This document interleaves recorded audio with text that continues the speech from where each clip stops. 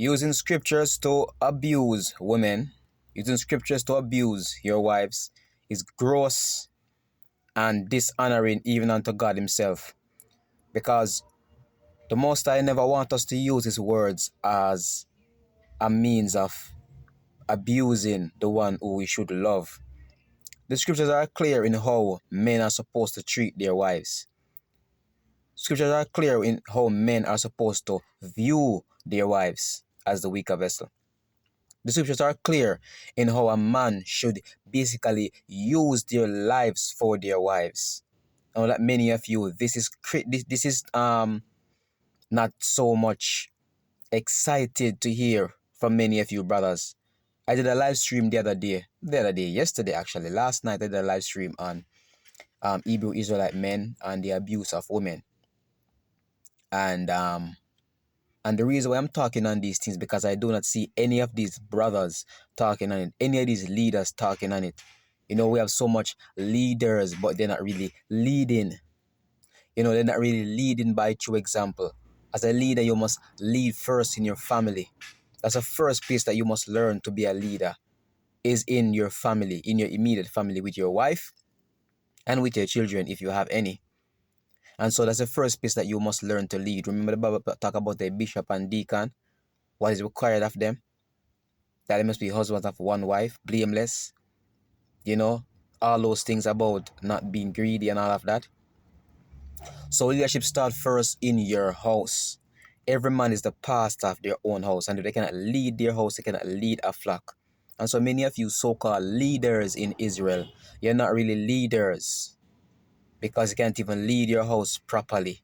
So you're out here using scriptures. So I see many of you out here using scriptures as a way to bash women and deal with women in a wicked way. Now I understand that, let me tell you this is for who the cap fit. Because I know that there are also Jezebelic women out there.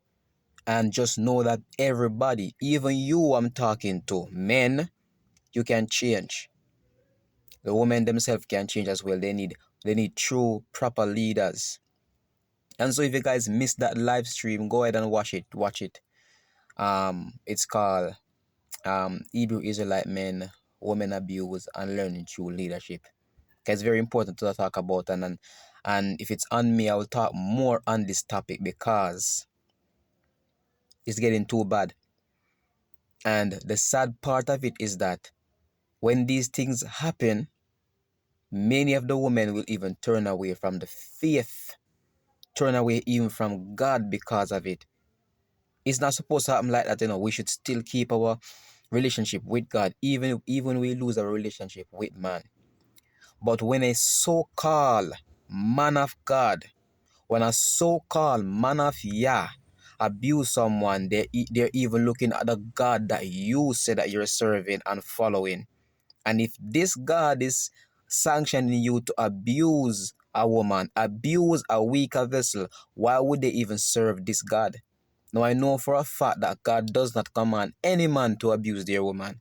But this is the reasoning that sometimes they reach to, and they turn away even from the very God that you say you serve. But the reality is that you're not serving God in spirit and in truth. You're serving God in your flesh, and the very lies that you tell to yourself about being a man is about beating women, mistreating women, verbally abusing women, physically abusing women. That's not manly. And none of you leaders out here are speaking about it because you're cowards. You only have strength for women, but you don't have strength for men. Many of you leaders out here in Israel, all I can see you doing on these platforms is getting into sagas and arguments and dramas like a woman. Women are supposed to get themselves into it. But now I see you so-called leaders, all you can do is get yourself into mix-up and drama like your girls.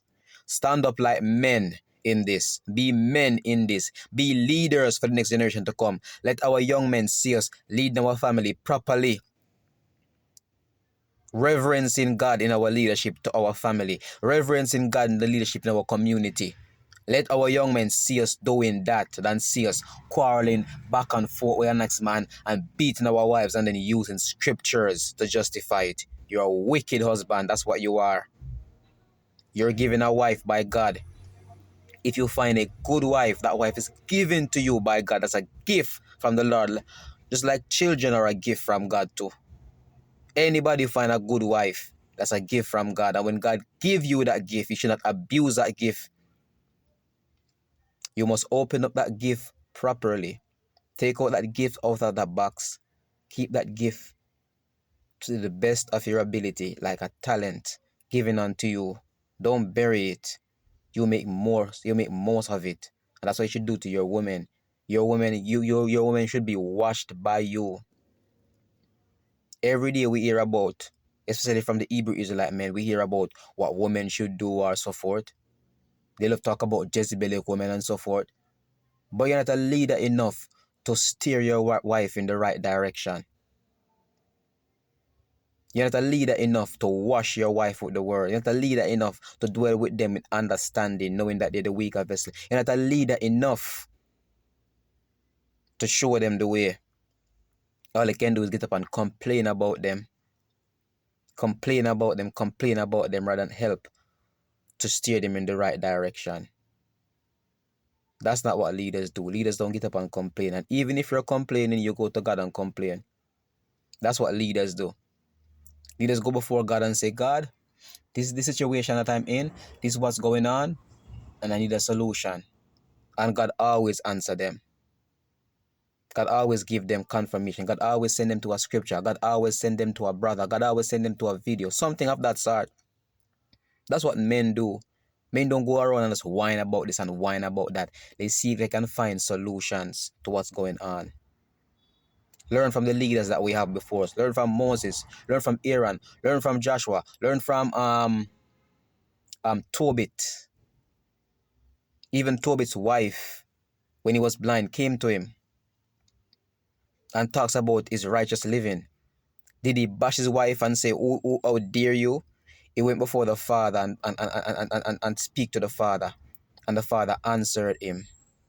The father answered him and another young lady simultaneously. But many of you do not know how to be leaders. All they can do is be manipulators and narcissistic people.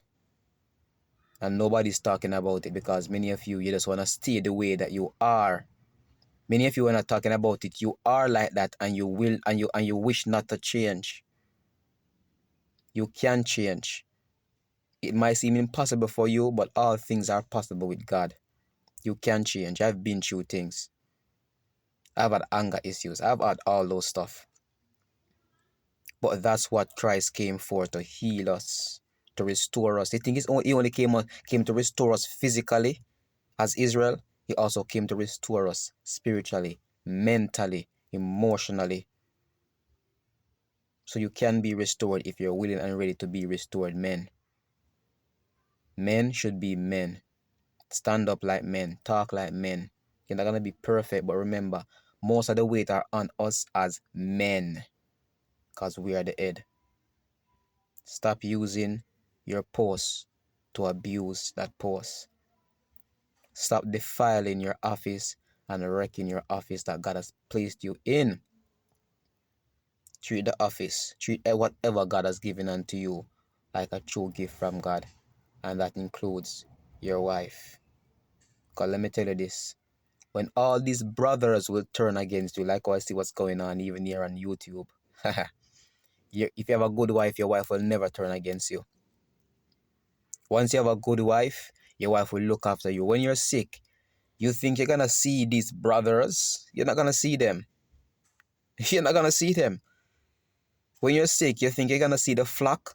90% of the time, about 90% of the time, these very people who you're even flocking over and leading, if you should be sick, they will not see you.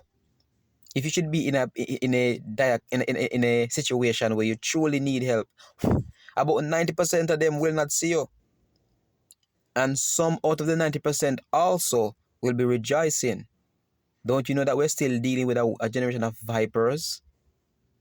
So you better take care of your wife. So when things happen, if and when things should happen, your wife is there to help you. Wash your wife and make your wife perfect by the word. So that when and if things like this should happen, she can also help you back again because strangers, these brothers, and some of these flocks will not see you in those times. Remember that we're dealing with a wicked generation of people. As much as you're leading them with love and being there for them and praying for them and whatever, doing live stream with them, when certain things happen, you're going to realize that they will not be there. But if you have a good wife, she will be right beside you. Shalom.